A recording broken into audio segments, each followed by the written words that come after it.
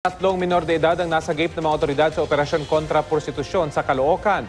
Sa kulungan naman ang bagsak ng mga munoy bugaw ng mga bata. Balitang hatid ni John Consulta.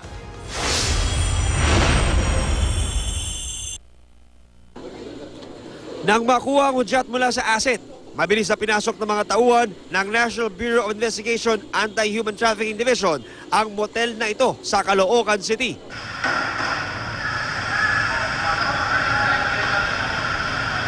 Puwersahang pinasok ang opisina ng manager ng motel kung saan naroon ang susi ng mga kwarto at mark money na ibinayad sa kanila.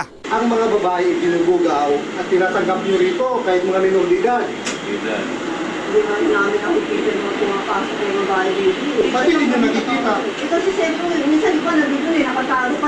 Ilang saglit, nailigtas ang tatlong minor na may edad 15, 14 at 13 na ipinasok na sa mga kwarto ng motel.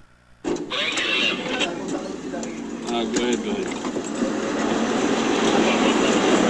Sunod na tinarget sa follow-up operation ang mga bugaw ng mga bata at mamasang ng grupo. Ayon sa NBI, nadiskubre nila ang bagong diskarte ng mga sindikato ng prostitusyon ng mga minor de edad para makaiwas sa huli. Kino-compartmentalize nila yung kanilang trabaho. Iba yung nagre-recruit ng mga biktima na mostly nga ay may mga minor de edad at iba din ang nakikipag-transact sa mga customers. Labis naman ang pagsisisi ng 4 na suspect. Isisisi ko ako, di ko na po talaga ulit. Ayoko na po.